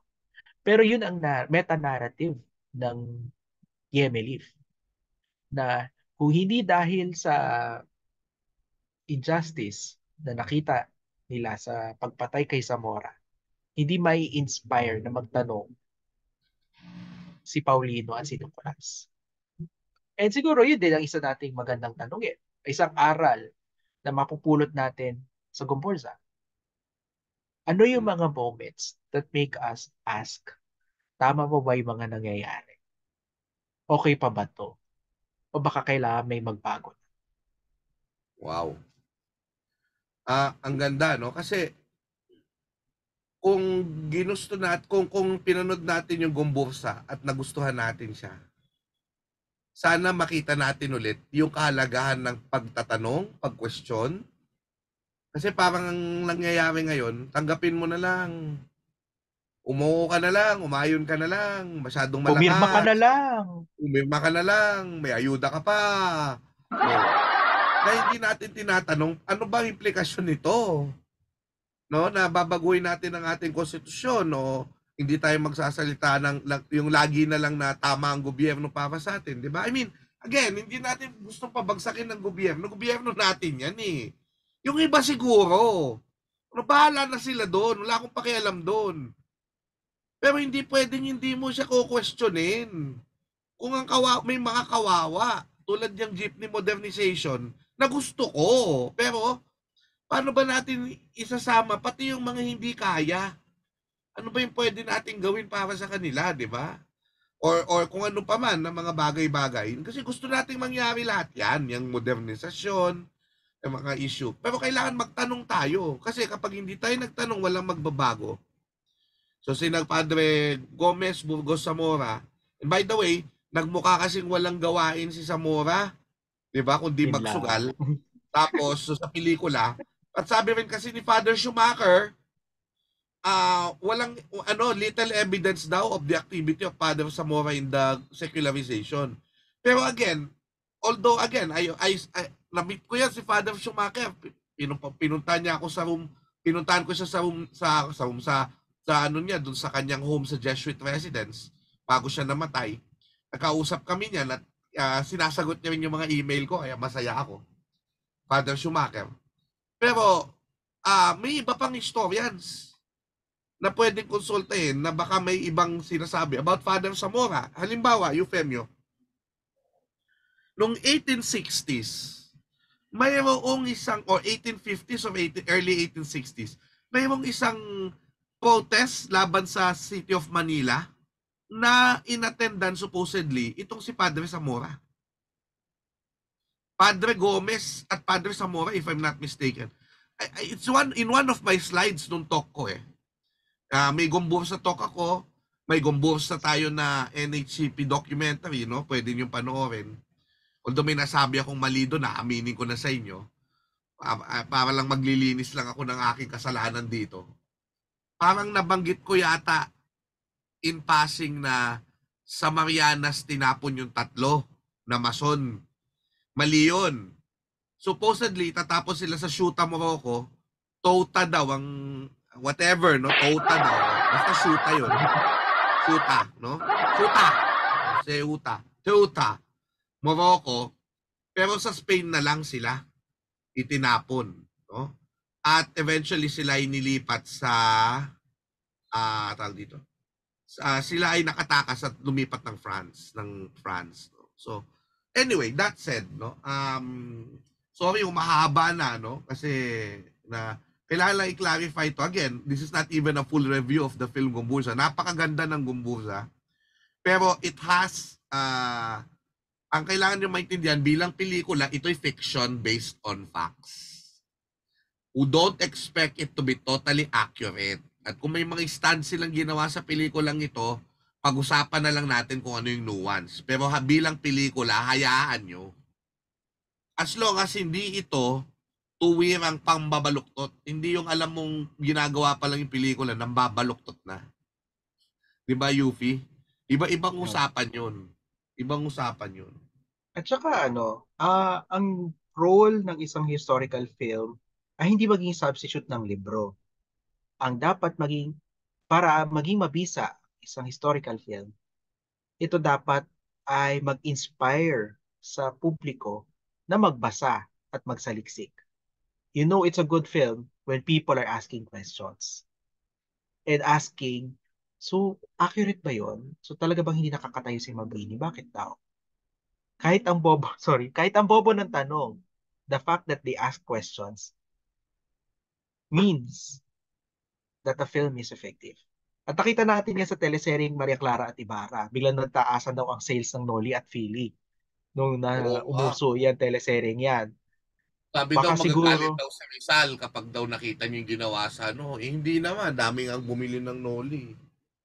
kaya ka siguro pinagkakaguluhan yung proximity dahil so O, di, yun, yun ang purpose ng historical film. No? Kung yan ay magpapatanong sa mga tao at hindi lang sasabihin, ito yung totoo, ito yung hindi totoo. at yan yung ginagawa It's ngayon, ha? effective. Ng Guburza, yan ang ginagawa ngayon. Nagtatanong sa akin yung mga tao. Alam mo, parang nakakatawa nga kasi parang pagkatapos manood ng Gumbusa, parang ako yung hinihingahan nila na samaan ng loob. Out of the blue, tinetext ako. Parang siyempre ako, napapagod din ako, di ba? Pero minsan text kanila na, sir, napanood ko yung ano, totoo ba to? Kaya, ay sir, napanood ko, nalungkot ako, ganyan-ganyan. Kahit yung ganun lang, kahit walang tanong, para akong ginagawang parang counselor nila. Parang ako yung psychologist, ako yung magpa-process ng napanood nila, ganun. Wala naman ako reklamo, pero minsan, ang hirap din, di ba? Pero, well, Totoo. that's that, ano? Kasi, siyempre, kahit wala naman akong kinalaman sa pelikula, I don't claim na may kinalaman ako dyan. Di ba? Hindi ko rin alam kung bakit ako. Hindi siguro nila kaya ba nilang i-Facebook si Padre Abellana? Tanungin nila si Padre Abellana mismo. Siya ang yung consultant yan. Minsan ako yung tatanungin, bakit ganun yung ginawa? Bakit akong itatanungin yun? Hindi naman ako ang consultant yan. Diba? Pero again, this is because they also see as a historian na may pwede akong sabihin. And that goes to all historians, not just myself. Diba? Meron tayong pwedeng intervention na gawin through public history to discuss around the film. The film is Yes. art. The film is art and you cannot do anything about it. But the discussion around it, we can have an intervention. Especially in the classrooms o yung mga teachers dito. Yuffie, batiin ko lang nanay ko, Vilma Briones Chua. Batiin mo nga yung nanay mo. Baka kung nanonood ka, Maribik Agbayani, magandang gabi. Corrected Ayan. by. Sa mga iba pa ho nating kasama, especially sa Project Saysay, magandang gabi. Maraming salamat sa mga nanonood. And of course, gusto natin din batiin si Sir Jen Ray Ramos. Nakaka-launch lang ng libro niya na Bayani Biographies, Apolinario Mabini, nitong Sabado lang. So, ayan, isa pa hong magandang balhin at basahin na aklat. Correct, no? Vincent Joseph Entuna, siguro another question ng dissemination ng postcard. Sino nabigyan, sino yan, ano? Sino yung nakasign. History with Sir Jesse. Hindi na history with Jesse, may sir ka nang nalalaman ngayon, Jesse. Kaling, ha? Sir Jesse, call me sir, ha? Ganun? Ha? History with Jesse, with sir pala. Sir Jesse, hello, sabi niya, mabuhay. Malu Orfiano Maduli, from Bulacan. Mayan Visitasyon Glean, Minerva, Villa Taladhay. Lee Freeman, Junard Sadiwa, The Shades daw. Dami natin shades, no? Tapos sinasabi, J.K. Santelices Albis, Pangginggi pa mo, Rabi Harke, highlight pagsusugal ni Zamora, ha. Mainit makapag-shades. Rigoberto Ferdinand Torres Lagumbay, it's better than the Tawag films daw. Ito very honest to si Rigoberto lagi, no? The Gumbosa film inspires Filipinos to learn their past, That once upon a time, an injustice germinated into a full-blown revolution which gave birth to our nation. Sabi ni, nanonood din yung isa sa ating masugid na tagasunod, si Eric Miguel. Kino-correct tayo kasi harap daw ng National Museum yung sa Praed na Gombosa. Pinakita ko sa kanya yung picture na nasa Plaza Roma po siya dati. No? Dati. Na-inaugurate siya sa Plaza Roma, nilipat. Kasi Nilipat. gusto nilang pala. Hindi Nilipat. natin 1980? nasabi. Hindi natin Oo, nasabi. nilipat siya 1980. Sabi niya sa mapaigan na kasaysayan, dapat isa kang malagyan ng programa sa television. Di na kailangan, may FB naman tayo, di ba? Pero maganda rin. Well, may talent fee naman ako dito, pero hindi naman kalakihan yan. No? At salamat sa Bibal Group. No? Vilma Biones, salamat sa pagbati. Rafael Angelo Argana, SDO Tapat, tapusin lang natin to para maano na tayo, no? Etaniel Correa, well, Gombosa and the Tawag films, I think, are like apples and oranges. Different stories and different ways to tell the story. Tsaka magkaiba din yung messages nila. Mau Rivera from SDO Pasay, greetings from Dagupan City, sabi ni Don Toriano Jr. Another interesting discussion for history buff just like myself. 86 pa ang nanonood. So sobrang konti pa na bumibitaw. Thank you, Yuffie. Thank you sa lahat ng nanonood. Anyway, 8:39, may oras pa tayo. Pero sige, Yuffie, baka may gusto ka pang idagdag sa discussion natin. Batiin ko lang po si Ma'am Aleli Canosa ng Bulacan. Hello, po. I miss you, Aleli. Bakit ako nakapatay? Ay, hindi ko alam. Baka nangyayari yan sa camera ko minsan. I miss you, Aleli. Ayun po. Maganda yung nagtanong po, ano daw po ang activities ng NHCP para sa Gomburza this year. Ay baka po daigin ang 150. Hindi ko pa po masasabi officially sapagkat ito po ay tinatrabaho pa. Pero ang kadalasan po nangyayari dyan, mayroon po tayong pag-aalay ng bulaklak sa execution site. Umaga yan, umaga. Sa umaga, ang iniimbitahan natin usually na guest of honor mula sa City of Manila. Hopefully pumayag po yung iniimbitahan ngayon na medyo bigatin. Sino? Hindi ko po nasasabihin, baka makuryente. Baka naman pwede mong ipitaan yung cast ng Gomburza. Sinusubukan. And then may pinaplano din pong film showing sa Metropolitan Theater. So pakiabangan ang page ng Metropolitan Theater. Gusto ko pong ang mag-announce po ay ang Met at ang opisina, hindi ako. Okay, sige. Kung ano man po ang pelikulang lalabas sa February 17. Ang problema dyan, hindi naman problema, pero mas marami siguro, mas maganda, may gusto ring ipalabas ang National Parks Development Committee sa araw na yun. Ayan, sure na to. Auditorium. Oo, tapos, baka rin, noong araw na yun, o before that, magkakaroon po tayo ng hysterical tour, Rizal Park Luneta Hysterical Tours of Xiao Chua. Ang atin pong title ng tour sa Gomburza related ay para hindi, maliit, para hindi, then malaki, Madjoha. Para hindi, Madjoha Tour. No? Di ba ang saya? Speaking of Madjoha, sir, banggitin ko lang. And I think nabanggit ito ni Pepe Jokno sa isang sa isang podcast nila ni Howie Severino. To be fair sa Madjoha, Mariano Gomez, Jose Burgos, Jacinto Zamora. Okay naman. So nandun Oo, alam na nung bata yung pangalan. Hindi lang niya alam kung apelido pa o first name. Sinabi doon sa tanong ni Robby.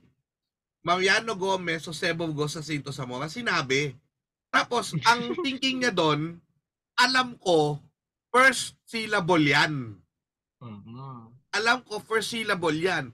Ngayon, kung sa apelido niya ginawa, tama siya. Gomburza. Pero ang nangyari, ang ginawa niya, yung pangalan, kaya Madjoha. Dapat mahoha yun eh. Kasi Jose eh. Mahoha, hindi naman Madjoha. Mahoha. Diba? Tapos, sa ibang lugar, hindi Gomburza yan. Gomzabur. Sa pila, Gomzabur. Borzagom. Speaking of ibang lugar, alam niyo nakakaaliw na tanong.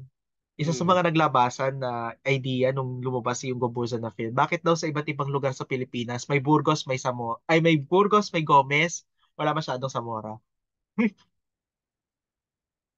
At saan, Maliban ano, sa San, dito sa film, hindi, yung mga discussion afterwards, bakit daw ang daming kalsada sa Pilipinas, may mga syudad or municipality, may Burgos, may Gomez, walang Zamora. eh kasi nga kakapanggingi eh. Kakapanggingi. Gom sa gom. Ayun. Tama, Oo. At Rabi saka sir, Hake. buti magpaka-tour kayo for Gomburza next month. Kasi alam niyo po magandang ma-highlight doon na ang Rizal Park, hindi lang naman po Gomburza at si Jose Rizal ang pinatay dyan. Yan po binuhusan ng dugo ng mga martir na tao at martir na aso. Martir na aso. Eh matutuwa Oo. si Ian Alfonso dyan. Oo. Dogs in Siya nga Philippines. rin po ang nag-bring up niyan. Na gano'n, nagmartir para sa rabies na pinatay yung maraming aso para iligtas ang bayan. So, At ang yes. kanilang libingan ay ang Rizal Park, Luneta. Oh. Yes. Basahin natin yung mga comments, ano? Ito. Mark Brian Hipolito. Salamat anak sa pagbati, sabi ni Vilma Briones Chua. Etaniel Correa, nabanggit na. Oo. Amao Rivera, nabanggit na. Sorry po, no? Ibalik ang Showtime sa telebisyon, sabi ni Junad sa Diwa. Actually, okay na ako kasi stressful din yung Showtime eh. Pag may nagpondo sa akin, gusto kong ulitin yung Showtime. Pero mas magandang editing. Kung may nagpondo sa akin, gagawin ko yon. Oo. Don Toriano Jr., greetings from Dagupan City. Another interesting discussion for a history buff just like myself. Nick Nuestro, hello sa mga Tarlakenyo. Joy Ruscha, greetings from Qatar, from my classmate in grade 1, ha? Christopher Inalbes Baluyot. Ha? Margot Vanessa, my dear friend is watching. Margot Vanessa Decrepito, National Parks Development Committee. Pinabati kita sa yung promotion. And salamat sa Diyos. Congratulations. Salamat sa Diyos. Nalipat na kay doon sa isang kasama natin sa NPDC yung stop and salute the flag. Tapos ihiwalay na po natin yung tours ng Rizal Park Luneta, yung Hysterical Tours of Xiao Chua. At ililipat na at si Margo pa rin, kahit na-promote siya pa rin yung hahawak ng tours na yon. Si Graciela Musa yung kasama natin sa NPDC na. Siya na yung bagong nakatuon dyan sa stop and salute na every first Monday ay ginagawa. No? Sabi, RJ Angeles, may pag-asa po ba na may balik sa high school ang Philippine History? Binalik na po namin. Kami ang consultant dyan. Although sabi ng DepEd, hindi namin ma-overhaul. Binalik na po namin in a way that we can, which is the Philippines and Southeast Asia grade 7. So pag-usapan pa rin yung Gomburza dyan, pag-usapan yung Philippine History. Pero sabi ni Rigoberto Ferdinand Torres Lagumbay, second the motion na comment ni RJ. We tried our best. Pero again, kung magmamatigas naman kami, mas lalo kaming walang magagawa. So at least nagawa namin. Neil Santillan actually ang brains niyan na ibalik na ilagay yung Philippine History with Southeast Asia sa grade 7. Pagdating ng panahon, pag may panahon pang mag-overhaul ng curriculum, we will try to be there para magabayan yan. Majoa daw is the greatest joke of the 21st century, sabi ni Rigoberto. Buti nakabot ako after my class kasi kanina sabi ko sa klase mas masustansya pag-aaral kay Rizal kung aaralin ng Gomburza. Sabi ni Sir Jesse Kaling. Pwede ang partisyo sa Pasay City may Zamora. Ayan. Carlo Joseph Puguan. May Zamora Street daw sa Dagupan, hindi lang Gomez at Zamora. Sabi ni Toriano. Magdalena may Zamora din, sabi ni Perdy. Sa Pulit sa Gomburza Historical Tour, sabi ni Joy Ruscia. Oy, Layana Patria Orozco, the sister of my love, the love of my life. No? Layana Patria Orozco. From Tondo, Junan sa Diwa, pag tumama daw sa loto, popondohan ko kayo. Watching habang tinatapos ang schoolworks, greetings from Lingay. Ayoko kasi na, kukuha ko ng editor na hindi ko babayaran, ganun. Gusto ko magka-graphic designer ako, kaya kong bayaran, ano? Danilo Acosta ang dami ho na nagsasabi na gagawin nila ng libre. Hindi ako pumapayag. No? Sa mga Banera Reliano from Oximin. Pasensya ka na yung premyo, basahin natin lahat, ano? Perdia Particio, tumuhay mula sa Sangay. Sangay, sabi ni Almario. Kasi Almarian po ako maliban sa Pilipinas. Sangay ng mga paaralan ng lungsod ng Taguig at bayan ng Pateros. No? Tsaka di ba, Eufemio, natutuhan. Natutuhan, hindi daw natutunan. Dahil wala daw panhulapingan. Natutuhan. Mayet Pilio Balida, matatag curriculum. Yes, okay. Carlo Joseph Puguan, good evening Sir Xiao. Sir Eufemio, na-interview ko po kayo before regarding Quincentennial. Ang ganda po ng topic tonight. 81 views. Ako, Eufemio, babawi na lang ako sa iyo, libre na lang kita minsan, ano? Gusto mo, 'di ba, meron ka pang suggestion na isa pang topic, yung First Philippine Republic. So may guest na ako sa next week. Sayang, no? Pero baka gusto mo silang anyayahan bago tayo mag last word no for tonight. Baka gusto mong anyayahan sila.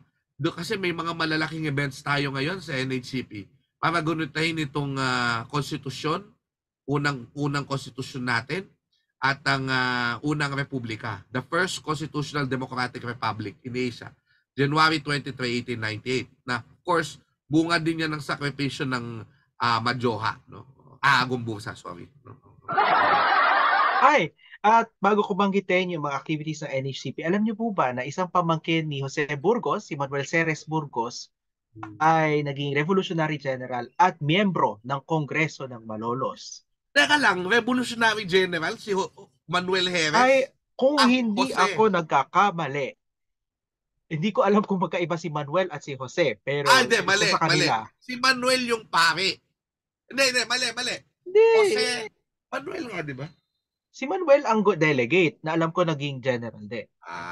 Manuel so research natin, balikan natin yan. Teka lang, Google ko Jerez Burgos. So tuloy mo, habang tuloy mo. ginugoogle ni Sir Xiao, kanina po ay sinimulan natin yung ating Conference on the Constitution na may pamagat na Philippine Constitutions and hindi ko na maalala yung pangalan, no? Pero ginawa natin ito sa National Museum of Fine Arts sa Old Senate Session Hall. Ang pamagat again ay Philippine Constitutions and the Social Order, Counting Blessings Rising Above Challenges. Meron po itong Zoom version. So pwede po tayong makipag-participate through Zoom. Bisitahin nyo lang po ang aming Facebook page para makipag-participate. And then after po niyan, magkakaroon din po tayo ng paglulunsad ng exhibit doon din sa Old Senate Session Hall tungkol sa kasaysayan ng ating paggawa ng konstitusyon, tampok ang facsimile ng mga approved constitutions at ng mga proposed constitutions up to 2018, no, yung consultative committee na pinangunahan ni former Chief Justice Puno. I-feature po natin 'yan at ito po ang pasabog. Mag-feature po tayo ng original objects related to the constitutions. Nanonood po sa atin ngayon si Ginoong Danilo Acosta Lumabas. Ipapahiram ng kanilang school, Felipe Calderon Integrated School High School, ang original na pluma na ayon sa pamilya Calderon ay ginamit ni Felipe Calderon sa pagpirma ng 1899 Constitution. Kasama po ang mga original na kopya ng programa konstitusyonal ni Apolinario Mabini at ng 1899 Constitution na pag-aari ni Delegate Leon Apasible ng Batangas. Wow. Yan po ay one day only. Puntahan nyo po ng ng Thursday, January 18, dahil yan po ay iaakyat po namin para mag-reunion sila sa Baraswain sa January 23. Teka lang, yung Calderon, wala bang panluto na na isinama dun sa exhibit natin? Caldero naman sir.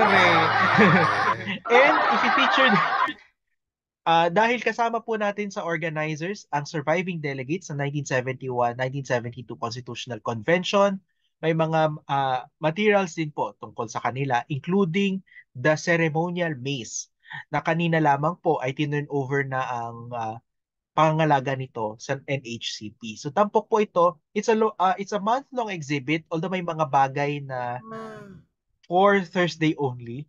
Kaya puntahan nyo na ho. Mm. Kaya pala Ah, may hawak si Alvin Alcid na mace. yes. So yun po yung ginagamit nila for the deliberations ng CONCON. Mm. Ah, it will run for 1 month until February 17.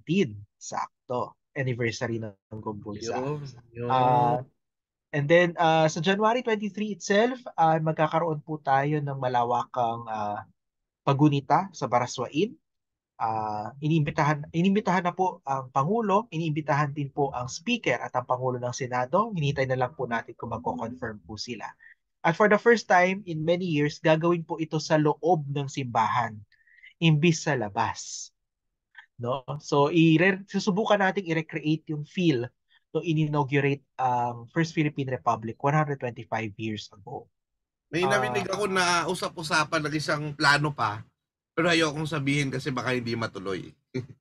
Tungkol dyan ah, sa eh, araw na yan. Oo. Opo. So, wag na natin sabihin, baka Huwag na natin makuryente. sabihin kasi baka makuryente. Oo. Pero yun po, may pinahanda natin yung commemoration na ito. And also in February 4, on February 4 naman, ang gugunitain natin ay 125th anniversary ng Philippine-American War. So imagine the distance, no? 23 is next week. February 4 is just 10 days later, more or less. Oh, tapos Yung pagkatapos napanalo doon, Madjoha na. And then Majoha, after Majoha, EDSA, o di ba? EDSA! Yay! NHCP, ang tanggapang walang pahinga. Walang pahinga, talagang walang pahinga. Oh, shout out Emmanuel Paco Calero, Chairman, Executive Director Carminda Rebalo, Deputy Executive Director Alvin Alcid, Deputy Executive Director Shucks, Rose Sapitan. Tama? Rosa Pita. Tama. Yes, Oo. Lahat ng ating mga division head, Ian Alfonso IC, si Gina Batuhan, sino pa? Lita? Ray Tama ba? Lita ng Architect Ray HPD, Lita. Sino pa? and, Ang hindi ko and nabanggit. OIC ng MRCD, Miss Lizar Pontilla. Yon. Oo, salamat po, salamat po.